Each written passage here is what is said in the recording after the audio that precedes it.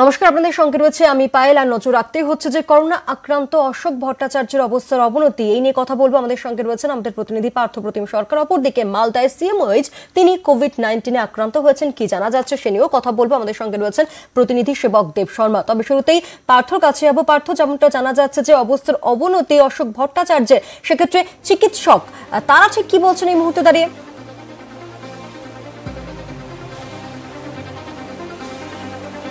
দেখো পায়েল, তোমাকে জানিয়ে রাখি, গত দুদিন ধরেই অশোক ভট্টাচার্যের যে শারীরিক অবস্থার অবনতি কিছু হয়েছে, মূলত যে অক্সিজেন নেওয়া, সেই অক্সিজেন নেওয়ার ফ্লোটা কমে এসছে। সেই কারণেই এখানে শিলিগুড়িতে যে বেসরকারি হাসপাতালে তিনি চিকিৎসাধীন, তার যে 3 সদস্যের মেডিকেল টিম রয়েছে, তারা প্রতিনিয়ত কথা বলছেন কলকাতায় বিশেষজ্ঞ চিকিৎসকদের সঙ্গে, এবং তারপরে আজ দুপুরে তাকে বিপ্লব পদ্ধতিতে অক্সিজেন দিয়েছে এবং তাতে কিন্তু তিনি সাড়া দিয়েছেন। তবুও তার প্রতি কিন্তু নজর রাখছেন চিকিৎসকরা, এবং যেটা আমরা এই মুহূর্তে খবর পেলাম, আর আধা ঘন্টা পর অর্থাৎ 30 মিনিট পর তার একটি মেডিকেল বুলেটিনও কিন্তু ইতিমধ্যে দেবে, এমনটি আমরা জানতে পেরেছি। পায়েল, পাশাপাশি একবার নজর রাখবো মালদার দিকে। মালদায় যেমনটা আপনাদের শুরুতেই জানালাম যে করোনা আক্রান্ত মালদার সিএমওএইচ, সেক্ষেত্রে এই নিয়ে কি জানা যাচ্ছে, রয়েছেন প্রতিনিধি সেবক দেব শর্মা। সেবক, কি খবর রয়েছে একটু বিস্তারিত জানবো। একদমই পায়েল, করোনা কিন্তু ক্রমশ বিস্তার ঘটছে মালদাতে, এবং মালদাহের মুখ্য স্বাস্থ্য আধিকারিক তিনি কিন্তু করোনা সংক্রমিত, এটা নির্দিষ্ট করে জানা গিয়েছে, এবং তাকে কলকাতার একটি বেসরকারি হাসপাতালে চিকিৎসার জন্য নিয়ে যাওয়া হয়েছে। তাই সেখানে চিকিৎসা শুরু করেছে। এদিকে দিন কয়েক আগে মালদার ডেপুটি সিএমএইচ 1 তিনিও কিন্তু করোনা আক্রান্ত হন। তিনি বর্তমানে রয়েছেন হোম কোয়ারেন্টাইনে। মালদার একাধিক পুলিশ কর্মী তারাও কিন্তু করোনায় আক্রান্ত হয়েছেন। সব মিলিয়ে জেলায় এ পর্যন্ত করোনা আক্রান্তের সংখ্যা ছাড়িয়েছে 380। গত 24 ঘন্টায় নতুন করে 4 জন আক্রান্ত হয়েছেন, কিন্তু তার আগের 24 ঘন্টায় 20 জন আক্রান্ত হয়েছিলেন। সব মিলিয়ে কিন্তু করোনার প্রভাব বাড়ছে, এবং প্রশাসনিক কর্তারা থেকে পুলিশ এবং স্বাস্থ্যকর্মীরা আক্রান্ত হয়ে পড়ায় একটা উদ্বেগ চিন্তা বাড়ছে প্রশাসনিক মহলে এবং সাধারণের মধ্যে। ধন্যবাদ আমাদের দুই প্রতিনিধিকে। ক্রমশ বাড়ছে করোনার থাবা জেলায় জেলায়, তাই সরকারি কর্মী এবং সাধারণ মানুষকে সুরক্ষিত রাখতে একাধিক পদক্ষেপ নিয়েছে উত্তর 24 পরগনা জেলা প্রশাসন। বাগদা বিডিও অফিসে শুরু হয়েছে ট্রান্সপারেন্ট ত্রিপলের ব্যবহার।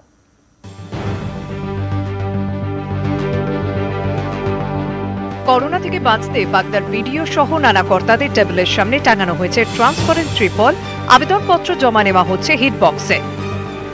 আমরা একটা বক্স করেছি, 2টো বক্স, যেখানে ইলেকট্রিক্যালি সেটা কানেক্টেড, সেখানে পেপারস যেগুলো আসছে সেগুলো সেখানে রেখে ডিসইনফেক্টেড করিয়ে তারপর কিন্তু কনসার্ন এদের আমরা হাতে দিচ্ছি। পুরোটার লক্ষ্যই হচ্ছে যে এই রোগটার থেকে দূরে রাখা অফিসের সবাইকে। বিডিও অফিসে ঢোকার মুখেই বসানো হয়েছে স্যানিটাইজার প্যাড। জুতোর মাধ্যমেও যাতে করোনা ভাইরাসের না ছড়ায় সেদিকেও নজর রাখা হচ্ছে। প্রচুর মানুষ প্রত্যেকদিন আমাদের অফিসে আসছে তাদের বিভিন্ন কাজে, যার জন্য এই সমস্ত ব্যবস্থা, প্রিভেন্টিভ মেজার যেগুলো নেওয়া, এগুলো খুবই দরকার ছিল, এবং আমরা সাহেবের সঙ্গে কথা বলেছি। সাহেবও সেই অনুযায়ী বিভিন্ন রকমের ব্যবস্থা নিচ্ছে যাতে আমরা সুরক্ষিত থাকি, এবং আমাদের যারা পাবলিক, যারা আমাদের অফিসে বিভিন্ন কাজে আসছে, তারাও যাতে সুরক্ষিত থাকে। সাধারণ মানুষের আবেদনপত্র নেওয়ার জন্য একটি হিট বক্স বানানো হয়েছে। সেই হিট বক্সের মধ্যে আবেদনপত্র জমা পড়ছে। সেখান থেকে আবেদনপত্র নির্দিষ্ট জায়গায় পৌঁছে দিচ্ছেন কর্মীরা। নিউজ 18 বাংলা। মেলায় মেলায় ঘুরেই ওদের পেট চলে। ওরা মেলার দোকানে কেউ রং বেরঙের খেলনা, কেউ মাটির জিনিস, কেউ বা হরেক মাল বিক্রি করেন। কিন্তু লকডাউনে মেলা কই, তাই পেটে টান পড়ছে, সংসার চালাতে রীতিমতো হিমশিম। এদিকে সরকারি সাহায্যও মেলেনি, উপায় বের করতে আলোচনা। আজ হাবড়ায় সভায় হাজির ছিলেন মেলাওয়ালারা। বলতে পারি, কিন্তু আমরা চেষ্টা চালাবো, কারণ আমাদের পেটে খিদে, পকেটে কোনো পয়সা নেই। তাতে আমাদের যদি লাথি খেতে হয়, অপমানিত হতে হয়, আমরা হব, কিন্তু আমাদের চেষ্টা চালিয়ে যেতে হবে। এই মেলাওয়ালা হয়ে আমরা বলতে চাই সরকারের কাছে, সে যে সরকারি হোক, কেন্দ্র হোক, রাজ্য হোক, আমরা চাইছি যে আমাদের এই যে পরিবারগুলো ভাসছে, সবার আগে আমাদের দরকার ইমিডিয়েট আমরা যে মেলা করে খাই, এই মেলাটা আমাদের প্রথম চালু করতে হবে। চীনের জিনিস বয়কটের দাবি উঠছে, তাতে আশার আলো দেখছে হুগলির মিউজিক্যাল স্ট্রিং রিসার্চ ব্যুরো। চীনে তৈরি স্ট্রিং এর উপর ব্যুরো অফ ইন্ডিয়ান স্ট্যান্ডার্ড চালুর দাবিতে চিঠি দিয়েছে তারা। পূর্ব লাদাখে ভারত চীন সীমান্তে সেনা সংঘাত, দেশ জুড়ে এখন চীনা সামগ্রী বর্জনের রব। সেই গর্জনে সুর মেলালো বাংলার হুগলিও। গত ৭৫ বছর বৈদ্যবাটিতে বিভিন্ন তার বাদ্যের জন্য স্ট্রিং তৈরি করছে মিউজিক্যাল স্ট্রিং রিসার্চ ব্যুরো। ভারতের প্রথম স্ট্রিং তৈরির এই কারখানা ব্র্যান্ডের নাম করুণা, কিন্তু তাদের বাজারেও থাবা বসিয়েছে চীনা পণ্য, যার জন্য ক্ষতির মুখে দেশীয় ব্যবসা। ভারত চীন সীমান্ত সংঘাতের পর ভারতীয় বাজারে চীনা পণ্যের আগ্রাসন রুখতে উদ্যোগী এই সংস্থাও। কেন্দ্রকে চিঠি দিয়ে তাদের দাবি, অবিলম্বে চীনা পণ্যের উপর চালু করা হোক bureau of Indian standard certificate. BIS সার্টিফিকেটটা ইন্ডাস্ট্রি, বড় ইন্ডাস্ট্রির ক্ষেত্রে ঠিক আছে, কিন্তু যারা ছোট ইন্ডাস্ট্রি তাদের ক্ষেত্রে এটা লাগু করা, যারা 2 টন 3 টনের মাল আনে তাদের ক্ষেত্রে এটা লাগু করা হোক, এবং চাইনিজ যে মাল আসছে তাদের উপর অ্যান্টি ড্যাম্পিং ডিউটি এবং তাদের উপর বিআইএস করা হোক, যাতে তারাও যাতে সমান বা আমরা লড়তে চাই, আমরা চায়নার সঙ্গে লড়তে চাই, আমরা বিদেশের সঙ্গে লড়তে চাই। গত ৭৫ বছর ধরে উৎপাদনকারী শিল্প হিসেবে কাজ করছে এই সংস্থা। ভারত তো বটে, এতদিন তাদের স্ট্রিং এর রপ্তানি হতো শ্রীলঙ্কা, বাংলাদেশ, এমনকি কানাডাতেও। কাঁচামাল আসতো মূলত জার্মানি ও আমেরিকা থেকে, কিন্তু জিএসটি এবং বিআইএস সার্টিফিকেট বাধ্যতামূলক হওয়ার পর থেকে বিপাকে পড়েছে musical string research bureau. BIS certificate তৈরিতে খরচ প্রায় 20 লাখ টাকা। এই সার্টিফিকেট তৈরি হলেও যে ব্যবসা ঘুরে দাঁড়াবে তাও নয়, কারণ বিআইএস সার্টিফিকেট দেখিয়ে বিদেশ থেকে কাঁচামাল আনতে গেলে প্রায় দ্বিগুণ খরচ দিতে হবে সংস্থাকে। এই সুযোগে বাদ্যযন্ত্রের তার তৈরির বাজারও দখল করছে চীন, ফলে দেশের বাজারেই গুরুত্ব হারিয়েছে দেশীয় পণ্য। চাইনিজ প্রোডাক্ট বা বিদেশি প্রোডাক্ট যেগুলো ভারতবর্ষে পাওয়া যায় না সেইগুলো ইম্পোর্ট করা, যেগুলো ভারতবর্ষে পাওয়া যায়, যার উপর ভারতবর্ষের জীবিকা নির্ভর করছে, সেগুলো যদি ভারতবর্ষ থেকে নন স্কেল ইন্ডাস্ট্রিকে সাপোর্ট করা হয়। প্রাইম মিনিস্টারের কাছে রিকোয়েস্ট করেছি, নীতিন গডকারির কাছে আমরা রিকোয়েস্ট করেছি, আমরা পীযূষ গোয়েলের কাছে রিকোয়েস্ট করেছি। হুগলির বৈদ্যবাটিতে প্রায় 20টি কারখানা আছে যারা বর্তমানে বাদ্যযন্ত্রের তার তৈরির সঙ্গে যুক্ত। একে চীনের বাজার দখল, তার উপর করোনার জেট, এই দুইয়ের জাঁতা কলে এখন প্রায় কয়েক হাজার শ্রমিক। তাদের দাবি, চীনা পণ্যের উপর বিআইএস সার্টিফিকেট লাগু হলেও ভবিষ্যতে টিকে থাকতে পারবে করুণার মতো লোকাল ব্র্যান্ড। হুগলি থেকে সৈকত বিশ্বাস, নিউজ 18 বাংলা। স্ত্রীকে বটি দিয়ে খুন করে আত্মসমর্পণ করলেন স্বামী। পারিবারিক বিবাদের জেরে খুন বলে অভিযোগ।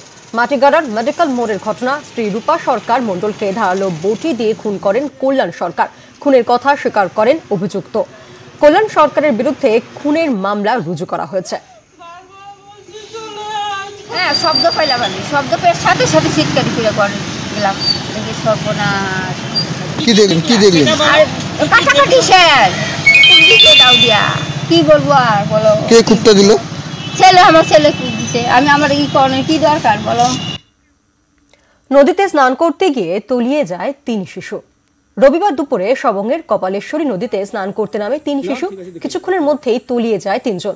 পরে সবং থানার পুলিশ দেহ উদ্ধার করে। 3 শিশুর দেহ পাঠানো হয় খড়গপুর মহকুমা হাসপাতালে। ওরা গেছিল অফসাইড চান করতে, কোথায় গেছিল ওরা অফসাইড ডুবে মরেছে। কতজন? 3 জন। দুটো মেয়ে তলিয়ে যায়। তারপরে যে মেয়েটা ছোট 10 বছরের যে মেয়েটা হচ্ছে পায়খানা করতে গেছে, ওই পায়খানা করতে গিয়ে এসে দেখে দুটো মেয়ে হাবুডুবু খাচ্ছে। সঙ্গে সঙ্গে তুলতেই গেছে, সেও তুলে গেছে। আকুল করে যখন দুজনকে তুলে নিজে সেও তুলে গেছে। সেপটিক ট্যাঙ্ক পরিষ্কার করতে গিয়ে মৃত্যু হলো 2 ভাইয়ের। সবংয়ের মোহার মধ্যপাড়ার ঘটনা। সেপটিক ট্যাঙ্কে একটি দড়ি পড়ে যায়, সেটি তুলতে নিচে নামেন নিতাই মণ্ডল। বিষাক্ত গ্যাসের জেরে অসুস্থ বোধ করেন তিনি। ভাইকে বাঁচাতে ট্যাঙ্কে নামেন দাদা পূর্ণ মণ্ডলও। দুজনেরই মৃত্যু হয়।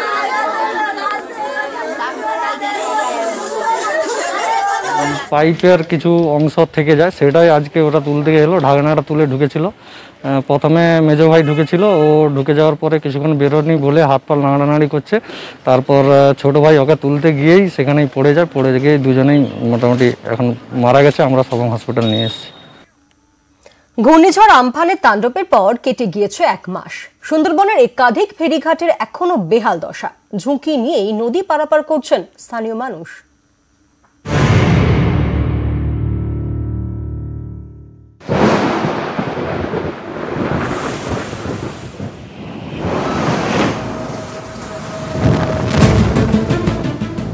আমফানের দাপটে লন্ডভন্ড হয়ে যায় সুন্দরবনের বিভিন্ন এলাকা। ক্ষয়ক্ষতি সামলে ধীরে ধীরে উঠে দাঁড়াচ্ছে সুন্দরবন। তবে এলাকার ফেরিঘাটগুলির অবস্থা এখনো খারাপ। সুন্দরবনে যোগাযোগের অন্যতম মাধ্যম নৌকা। সেখানে কার্যত ঝুঁকি নিয়ে নদী পারাপার করছেন স্থানীয় মানুষ।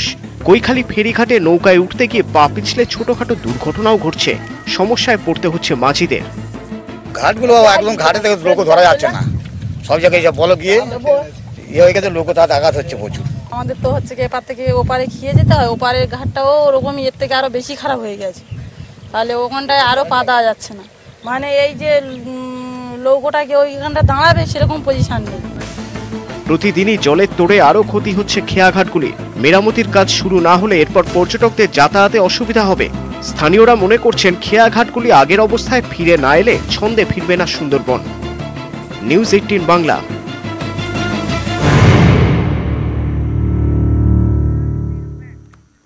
বর্ষা শুরুতেই নদী ভাঙন, বিপাকে হাওড়ার আমতার দুটি গ্রামের প্রায় কয়েক হাজার বাসিন্দা। তাদের আশঙ্কা, ভরা কোটালে জল ঢুকলে ক্ষতি হবে প্রায় ৩০০ একর চাষ জমির।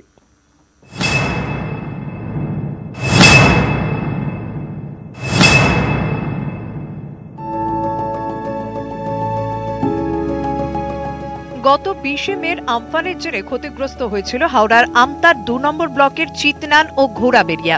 সেই ধাক্কা কাটানোর পরেও তাদের কোনো সুখ নেই। রূপনারায়ণের জোয়ারে ভেঙে গিয়েছে প্রায় ১ কিলোমিটারের নদী বাঁধ, তলিয়ে গিয়েছে বাঁধের উপরের রাস্তা। স্থানীয়দের আশঙ্কা, ভরা কোটালে ভাসতে পারে প্রায় ৩০০ একর চাষ জমি। বাঁধ একদম নেই, চলে গেছে নদী গর্ভে, যে কোনো মুহূর্তে মানে ডুবে যাবে, জোয়ারের জল ঢুকে। এমনি ক্ষতি হয়ে গেছে এই আমফান ঝড়ে, তিল টিল কিছুই নেই। এই তো পাটের অবস্থা দেখছেন, বীজ তোলা ফেলা যায়নি, তারপরে এই জল ঢুকলে আর কিছুই থাকবে। খুব দ্রুত বাঁধ মেরামতির দাবি জানিয়েছেন গ্রামবাসীরা। এই দপ্তর না কাজ করলে এখানে চাষিরা কোনো চাষই করতে পারে না। এখন সবাই আতঙ্কে আছে, এরপরে বন্যা আসবে, বন্যায় তো আরো বিশাল ক্ষতি হয়ে যাবে। পাকাপোক্ত বাঁধের দাবি স্থানীয় গ্রাম পঞ্চায়েতের। আমরা চাই একদম পাকাপোক্তভাবে যেন ঝামা ফামা দিয়ে যেন আমাদের নদীটা যেন বাঁধটা যেন বেঁধে দেয়। এই পরিস্থিতিতে আমতা ২ নম্বর ব্লকের পঞ্চায়েত সমিতির সভাপতি সুকান্ত পালের দাবি, জরুরি ভিত্তিতে বাঁধ মেরামতির কাজ শুরু করছে প্রশাসন। আমতা থেকে সন্তু মালিক, নিউজ 18 বাংলা। করাচি থেকে অমৃতসর, রবিবারের আকাশ জুড়ে শুধুই রিং অফ ফায়ারের ঝলক। মহাজাগতিক ম্যাজিক দেখে মুগ্ধ হলো বিশ্ববাসী। পরে সূর্যগ্রহণ 14 ডিসেম্বর, সেদিন পূর্ণগ্রাস সূর্যগ্রহণের সাক্ষী থাকবে দুনিয়া।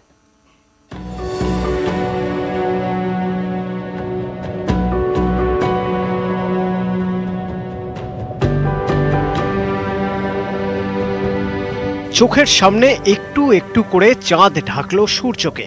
বিজ্ঞানীদের ভাষায় বলয়গ্রাস সূর্যগ্রহণ। অমাবস্যার চাঁদ পুরোপুরি ঢাকতে পারল না সূর্যকে। সেই মাহেন্দ্রক্ষণে চাঁদে ঢাকা সূর্যের চারপাশে চকচকে রিং অফ ফায়ার। দুনিয়ার সব জায়গা থেকে বলয়গ্রাস সূর্যগ্রহণ দেখা যায়নি। উত্তর ভারতের কয়েকটি জায়গায় ভালো দেখা গিয়েছে সূর্যগ্রহণ।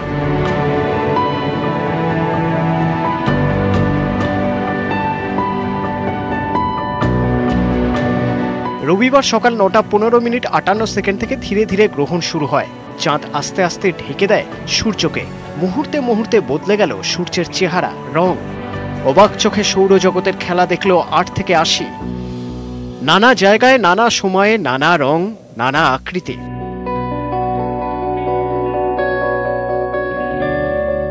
দশকের 23তম সূর্যগ্রহণ দেখল দুনিয়া 2011 থেকে 2020। এই দশকে 24 বার সূর্যগ্রহণ হবে। প্রথম সূর্যগ্রহণ ছিল 2011-র 4 জানুয়ারি।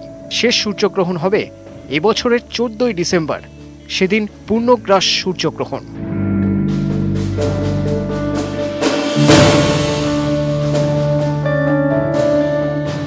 নিউজ 18 বাংলা।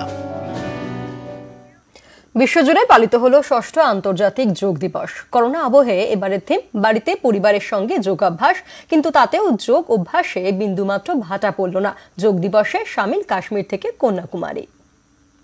ওম নমঃ শিবায় নমঃ, ওম নমঃ শিবায় নমঃ, ওম নমঃ শিবায় নমঃ। লাদাখের 18,000 ফুট উচ্চতায় যোগব্যায়াম করলেন আইটিবিপির জওয়ানরা।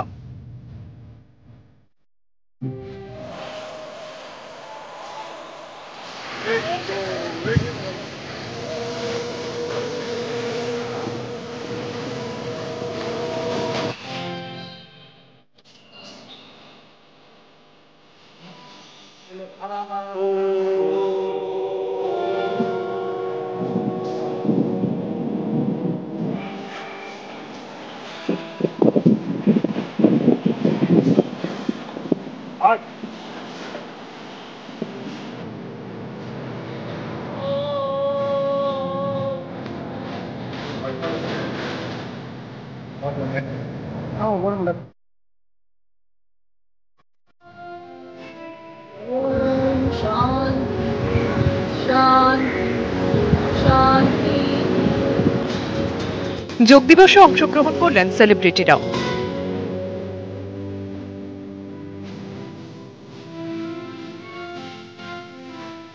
নিউজ 18 বাংলা।